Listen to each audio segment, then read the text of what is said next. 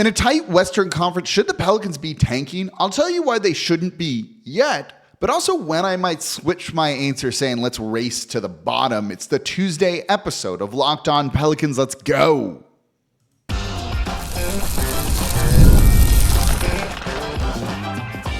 You are Locked On Pelicans, your daily New Orleans Pelicans podcast, part of the Locked On Podcast Network, your team every day. Welcome to another edition of Locked On Pelicans, the daily podcast covering your favorite team, the New Orleans Pelicans and NBA, part of the Locked On Podcast Network, your team every day, available wherever you get your podcasts and available on YouTube. I'm your host, Pelicans Insider, credential member of the media, Jake Madison, at NOLA Jake on Twitter. Here with y'all on this Tuesday, a game day for your New Orleans Pelicans as they take on the Dallas Mavericks tonight. First game of a back-to-back. We'll, of course, be recapping it tomorrow, but I want to get into tanking. Is it time for the Pelicans to do that? I'll tell you why it's not, but also when maybe they need to start consider racing for the bottom, looking at the draft, getting in on the Cooper flag lottery here. We're then going to look at the big man because the Pelicans made an announcement. Karlo Matkovic returning from Birmingham, playing with the team. Does that mean he's in line for a bigger role? We're going to cover that all. And something you got to know about Jaylen Nowell and the Pelicans salary cap situation that's coming up all in today's episode of Locked On Pelicans. And of course, thank you for making Locked On Pelicans your first listen today and every day. We're here, the number one Pelicans podcast, covering everything you want to know about this Pelicans team. So please subscribe wherever you get your podcast. Join over 10,000 Pelicans fans on YouTube as well. I was actually having some issues with the audio here in the recording, and I think I figured it out. Let me know in the comments down below or on Twitter, on Blue Sky, whatever, if it sounds a little bit better, but I think it definitely does. Kind of weird setting got switched and I didn't notice it, but we've got it all straightened out. Today's episode is brought to you by Prize Picks. Download the Prize Pick app and use code LOCKEDONNBA and get $50 instantly when you play $5. You don't even need to win to receive the $50 bonus. It's guaranteed. Prize Picks, run your game. And don't forget about the daily Locked On Pelicans newsletter. You can sign up right now for free at LockedOnDaily.com. We're actually kind of killing it when it comes to that. Let's keep beating some of these big market teams. We're still in the top 10, pushing that top 5. If a couple more people subscribe, open those things daily too. Read what I've written there.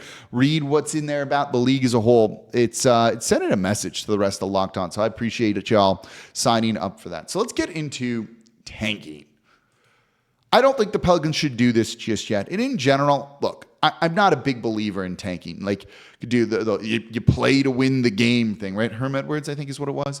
And I want them to win. Like, I want to cover a winning team. I want to watch them play winning basketball. But right now, with them sitting 4-10, looking at maybe a couple more losses in the face right now, it feels like this season is already kind of getting away from them. And maybe they just need to do a bit of a reset, shut everyone down, stay healthy, and then go tank for a very good draft pick. Cooper Flag of Duke is going to be the number one overall pick and looks to be a game-changing type of player. So would it be smart to try and improve your chances for that? And I understand that. But look at the standings right now. Yes, they're 4-10, 6 games under 500. It's not great. But they're also just 3 games back of the 10th seed, 3 games back of the play-in tournament. And when you look at some of these teams in the Western Conference, Portland's not going to stay above them. Portland's going to be bad. San Antonio is a bad team. The other team above them there is the Los Angeles Clippers, who are 500 at best. And Dallas is struggling a little bit this year. Memphis hasn't been what we thought they were going to be. The Timberwolves are struggling a little bit too. We'll see about the Lakers. We'll see if the Golden State Warriors can keep this up the whole season. But I think things in the West are a little bit more open than we were thinking. Now, it's going to be competitive. Compare it to the Eastern Conference. And if we are in the Eastern Conference, there's no time to tank. But in the West, where teams are more competitive, they're also trouncing the East in head-to-head records. Yeah, I get it. 3 games back of the 10th spot is only good if you actually make up ground. But if you're going to be looking at a couple more losses, those games behind are going to grow even further. And that's not a great position to be in. Look, they're only 4 games back of the 6th seed right now. If this team gets healthy, big if, they can go on a run. And I think you're going to start to see some of that. And that's a part of the reason why I don't think they should be tanking right now.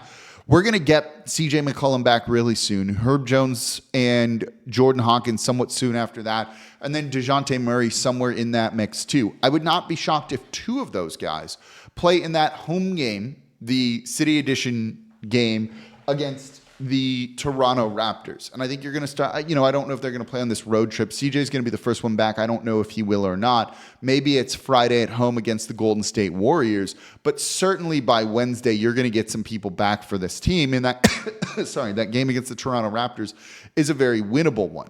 So when you start to get some guys back, there's enough talent here on this team to go out and maybe go on a winning streak. You've seen them be competitive in a lot of these games. Yes, they might get run out at the end, but it's really only in the final 5 minutes when the game starts to get away from them. Other than that, they're really in all of these games. So because they're in all of these games, you add some more talent that can play more minutes.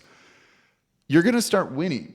I truly believe that. And I think you'll start seeing that with the New Orleans Pelicans. Is that enough to fully escape the hole that they're in? I don't really know. But I think this team wants to try and find out. The longest winning streak they've had under head coach Willie Green is 7 games, and that happened in the 2022-2023 season. And it was against some pretty good teams. At the time, the Raptors were good there. The Denver Nuggets were good. They beat the Phoenix Suns twice. The wins go OKC, Toronto, San Antonio, Denver, Detroit, and then Phoenix in back-to-back games. Then Zion got hurt soon after that, and the season truly kind of fell apart when it came to all of that. But they went on a 7-game winning streak there, and things seemed to look really good for New Orleans. With the talent they have here, it is very capable that they're going to do that again. That 7-game winning streak they went on, there was no Brandon Ingram during that. It was just Zion Williamson with a roster that, when they're fully healthy here, isn't nearly as talented as what you have in New Orleans this season. That alone makes me feel go for it. Get into the play-in tournament and see what happens there, because when you're fully healthy, which let's say they are by the end of the season, maybe that's just wishful thinking, easily could be, you're looking at a situation where, you can go on a run late. And look, their schedule's tough the rest of the way. And that's one of the arguments against this. If you don't start picking up wins, or at least playing 500 now to enter the new year in a good way, then I think you're going to kind of run into a problem where it's too far back. We'll revisit this around January 1. That's when I'm kind of thinking that it might be the case here for the New Orleans Pelicans. And that is when you might be okay, you're still in a hole. We're in 2025. It's too much ground to make up. And yes, maybe they go on a 7-game winning streak, a 10-game winning streak, something like that. Is that actually going to happen in a competitive Western Conference? When they did that in 2022, 2023, again, it was with Zion Williamson. Are we going to get the best version of Zion this year? And I think we can. But if you don't think that's going to happen, you're going to be too far behind, and then you're still going to get random wins because your team's so talented later that you don't end up with a top 5 draft pick, right? The worst thing we could probably be saying is New Orleans is on the clock, or whoever they're drafting with the 10th, 11th, 12th pick in this draft, which, look, it's a better draft than last year, so that's fine. But you still need to go out and get that sort of player here. And if the player that's going to be a difference maker, and while you might get a good guy there, is that going to be a difference maker? The other thing, and we'll talk more about this in the third segment, is the tax bill, right? Say you just shut it all down and we'll come back healthy next year. No, you ain't. You ain't going to do that. You're not going to do that. One of CJ or Ingram or Zion's not going to be on the team next year, if not multiple of them. So if that's going to be the case, there's no point in shutting it down. You're basically then going through a full rebuild, not a retool. That means people are going to lose their jobs. So one, it won't happen for that. But two, it's just a completely wasted year. And that doesn't feel fun. And I don't think anyone in the Pelicans want that. And I think they believe in the talent that they have here to be able to go out and try and get a bunch of victories. So right now, no, you shouldn't start tanking, because in the standings, you're still there. But by January, if you haven't made up some ground or look poised to make up some ground, you do need to maybe make that decision to pivot, even if the team ultimately won't end up doing that. We'll look at that a little bit later in the year here.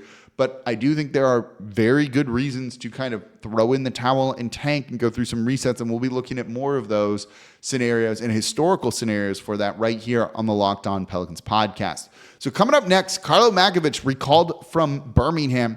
This gets a good reason to look at just all of the big men for this team and kind of how they performed, what they're going to be doing, and what the outlook is going to be going forward. Let's take a look at the bigs on this team. That's coming up here next in today's episode of Locked On Pelicans. Today's episode of Locked On Pelicans is brought to you by Prize Picks. Prize Picks is the best place to get real money on sports action. So with over 10 million members and billions of dollars awarded in winnings, Prize Picks has made daily fantasy sports accessible to all. You pick more or less on at least 2 players for a shot to win up to 100 times your cash. Run your game all season long on Prize Picks. And right now you can win up to 100 times your money on Prize Picks with as little as 4 correct picks. And sign up today and get $50 instantly when you play $5. You don't even need to win to receive the $50 bonus. It's guaranteed. That's free money right there. You think Steph Curry is going to get more than 4 3-pointers against the Pelicans? Anthony Edwards for more than 27 points in his next game? You can cook up hot takes with your friends and win real money this basketball season when you and your crew run your game on Prize Picks. So go to prizepicks.com and download the app from the App Store and use code LOCKEDONNBA to get $50 instantly after you play your first lineup. Download the app, use code LOCKEDONNBA to get $50 instantly after you play your first $5 lineup. Prize Picks, run your game. And thank you for making Locked On Pelicans your first listen today and every day. We're here Monday through Friday, the #1 Pelicans podcast, covering everything you want to know about this Pelicans team. So please subscribe wherever you get your podcast. Join over 10,000 Pelicans fans on YouTube as well. And the audio sounds better here. I can always tell just looking at the waveform. It's like the Matrix looking at that thing. Anyway, besides the point. Now, go to LockedOnDaily.com. Sign up for the daily Locked On Pelicans newsletter. We're always talking about this team every single day in a way that you want to know. What's interesting? What do we want to learn? What are we trying to see what they can do? How can this team get better? That's what we're doing here. Not just this team sucks. There's interesting things to take away even in losses. We're covering it here on the daily Locked On Pelicans podcast, part of the Locked On Podcast Network, your team every day, and over at LockedOnDaily.com for the daily Locked On Pelicans newsletter. Sign up for that. Get me in your inbox every single day, along with really great league and fantasy basketball coverage as well. So the Pelicans announced that they've recalled, I can barely speak today, Karlo Matkovic from the G League.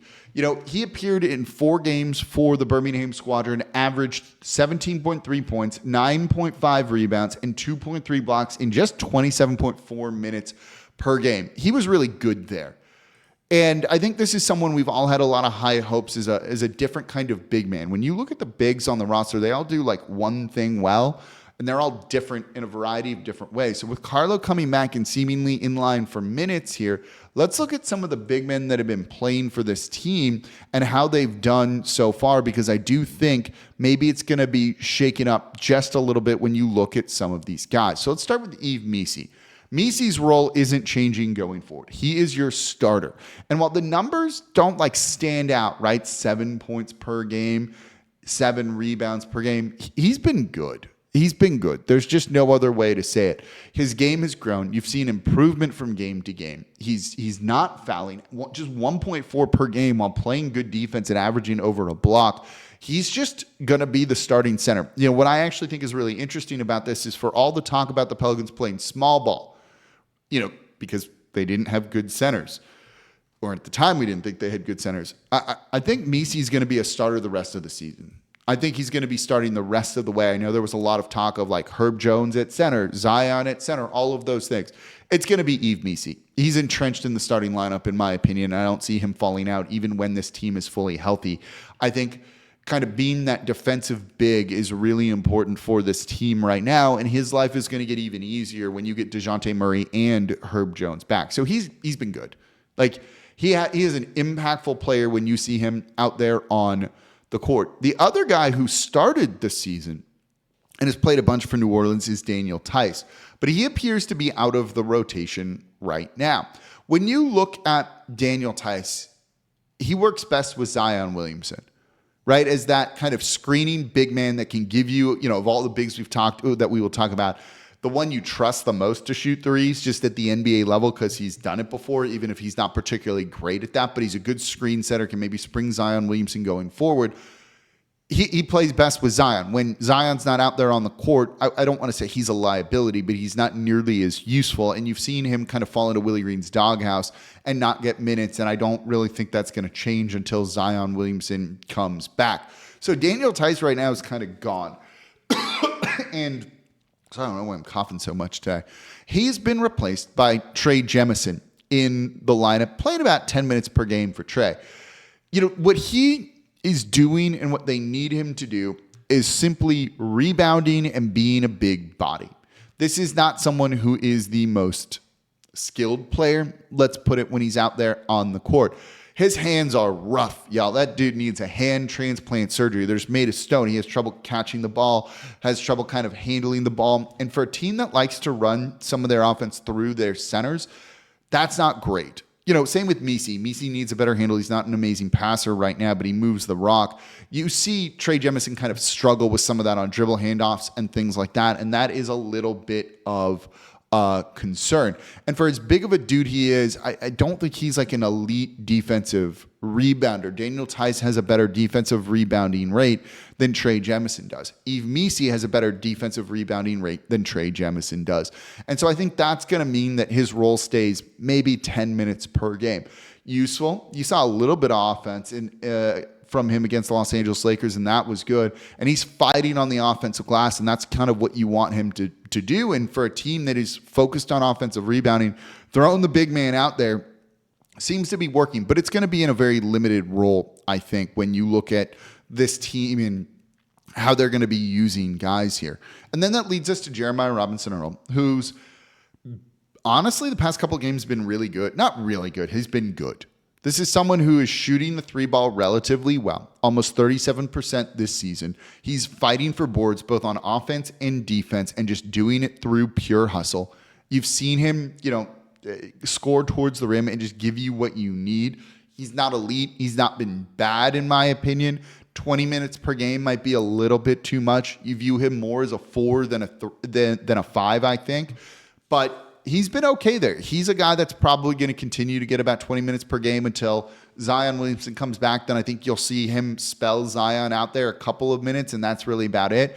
That'll also go away as Trey starts to play more minutes and kind of gets back into the swing of things too. So this is a guy that I think will start to be out. So that leads us to Karlo Matkovic and what he's going to be able to bring to the team. He hasn't gotten really any run this season. He's played literally 2 minutes in the NBA. He wasn't getting any run in preseason for New Orleans either. That says something. This is a team that needs big men or literally just anyone to be there to step up and to play hard. And Karlo wasn't doing it enough in practice, I guess, to really prove that he belongs. Now, this team is dealing with so many injuries that it's worth giving him a shot. And when you see how he played in Birmingham and he played well, he doesn't need to be there, right? Like, this is a professional basketball player. G League's professional basketball, but he does not need to be in the G League. But there is definitely like a category of players that are too good for the G League, not good enough for the NBA, and they're kind of stuck in that middle ground. You even saw this with Kira Lewis Jr. and others who've done so well in the G League, and then it just doesn't work at the NBA level. I like the idea of giving Karlo some run, though, and seeing what you have in him. Those nights when Trey Jemison just isn't doing it, give Karlo those minutes. Look for the shooting from him, the rim protection, whatever it might be.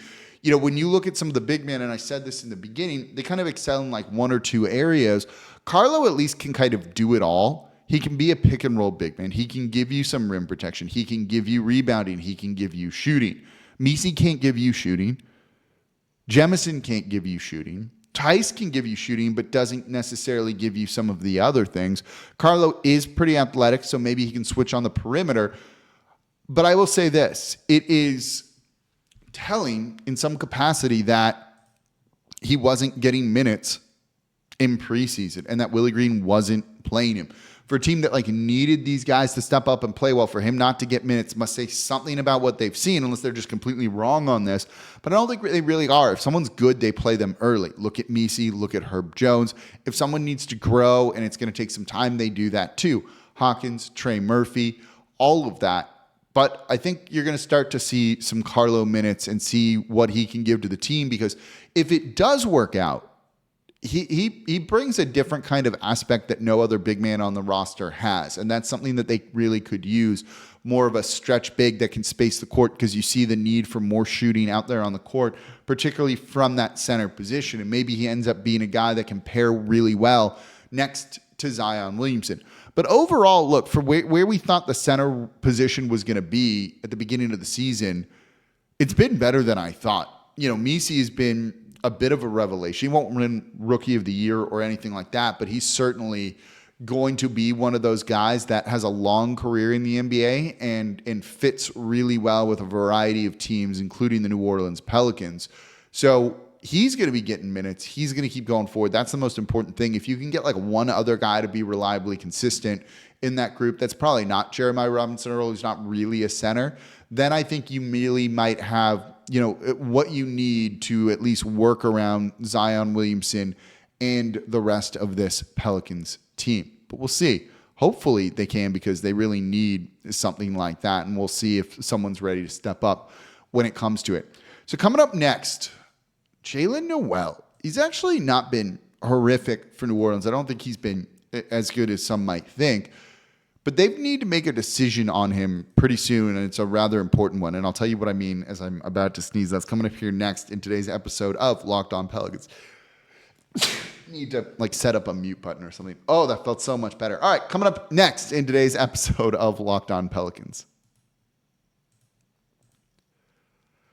Today's episode of Locked On Pelicans is brought to you by FanDuel, America's #1 sportsbook. And the line for the Pelicans against the Dallas Mavericks tonight is something here. So get ready to tackle the new season with FanDuel, America's #1 sportsbook, because right now new customers can get $5 and get $150 in bonus bets if you win. The FanDuel Sportsbook app gives you everything you need to place live bets on the NFL and NBA all in one place. So when you get a hunch in the middle of the game, you can check out the latest stats, view live play-by-play, and so much more, all on the same page where you place your bets. Look, the lines are constantly being updated. If you realize a team has momentum, there might be an older line up there, and you can get in on the action right now, knowing how the rest of the way is going to go. And you can do that by just visiting FanDuel.com to join today. And you're going to get started with $150 in bonus bets if you win your first $5 bet. The Pelicans are plus 10.5 point underdogs against the Dallas Mavericks. They've been competitive. If you think New Orleans can maybe be a spoiler here, and look, the Dallas Mavericks have not played particularly well. That loss they just recently had against the Utah Jazz was rough. 10.5 is a lot of points. If you want to get in on it, go to FanDuel.com. Never waste a hunch and make every moment more with FanDuel, an official sportsbook partner of the NFL. And thank you for making Locked On Pelicans your first listen today and every day. We're here Monday through Friday, the #1 Pelicans podcast, covering everything you want to know about this Pelicans team. So please subscribe wherever you get your podcast. Join over 10,000 Pelicans fans on YouTube as well. Now for your second listen, can Darren Rizzi keep the job, the Saints head coaching job? Ross Jackson, Locked On Saints, part of Locked On Podcast Network, your team every day. It's going to make sense of everything black and gold for you. I got a theory on Rizzi that I'm going to share a little bit later, but it would not shock me at all if he ends up becoming the head coach. And if he does, there's a specific reason for it. And I'm sure Ross Jackson already is going to talk about it because he kind of told it to me. That's over at the Locked On Saints podcast. So let's get into something that I think is worth keeping an eye on, and that is Jaylen Nowell, who signed after the season started for the New Orleans Pelicans because of all of the injuries that they've had here. He signed on November 3rd. He hasn't even been with the team. That's 15 days when I'm recording this on the 18th. And he signed for a veteran minimum deal. That's $1,900,000 and some change. Now, it's a non-guaranteed deal here, so they can cut him and waive him every time. But when you do that, the salaries are prorated. So basically, he's got an amount that he's costing the Pelicans per day. And that number counts against the luxury tax. Don't forget, this team is in the luxury tax, and it's even more now based on the amount of time that they've had Jaylen Nowell for. Jaylen Nowell is not a guy that's worth paying the luxury tax for, obviously. And while he's been serviceable, I think, for the New Orleans Pelicans here, he's played in 7 games, 9 points per game, 2 assists per, 3 rebounds. He's not shooting the 3-ball particularly well, but he's taking them. At times, he's taking too many mid-rangers, too. They're going to need to figure some of this out. And so all of these injuries have the added kind of thing. I don't even know. It's not a bonus. The added aspect that it's running up the luxury tax. New Orleans already is going to probably try and make a trade to duck it, and now this just kind of means you've got to do it even more. Now, it's a prorated amount. It's a per-day amount. That's going to just put it up a couple thousand or so per day when you think about it. So it's not necessarily the end of the world when it comes to it, but it's not like it's adding millions or things like that, but it's adding more to it. And that means every day that tax bill is getting a little bit higher, and if this team's not going to pay it, they're not going to feel great about that. But adding Jaylen Nowell on for as long as they do is certainly going to mean there's a trade coming. And we'll talk more about this later. When I was on WDSU taping something over the weekend, I was asked by Kendall, is there going to be a trade coming? I was like, oh yeah, there's absolutely going to be a trade coming, but probably not the type of trade that you're thinking. It's going to be more of a salary dump than the Pelicans kind of going all in. And maybe that has to do with what we talked about in the first segment of this team being like, oh yeah, we're going to try and tank. And then you just kind of dump some players out there because who cares at that point in time. That could be what ends up happening here. But keep an eye on their luxury tax situation. Jaylen Nowell has definitely added some point guard traits to this team, and that's been important. But the shooting hasn't been there. And as they start to get guys back, look for him to get waived. And if he's waived before we hear some injury news, that means people are coming back, most likely DeJounte Murray coming back, and that's a really good sign for New Orleans. So you don't want him on the team because it means people are healthy, and it might mean that they at least start saving some money there, or don't spend more money, which is going to push them more towards making a deal that's a salary dump and not having them be as competitive. Something I'm keeping an eye on that can maybe be a precursor to some really good injury news is Jaylen Nowell being waived by New Orleans, because he's certainly not going to be here the whole season. I don't think that's what they were thinking whatsoever. It's just a stopgap till they get through this injury crisis, which hopefully, at least in some capacity, is starting to end. And we'll see if anyone plays tonight, tomorrow against the Cleveland Cavaliers as well. Friday against the Golden State Warriors. We're going to be recapping everything. It's a busy week here on Locked On Pelicans, part of the Locked On Podcast Network, your team every day. As always, I'm your host, Jake Madison, at NolaJake on Twitter. And I'll be back with y'all tomorrow to recap the game. Go Pels.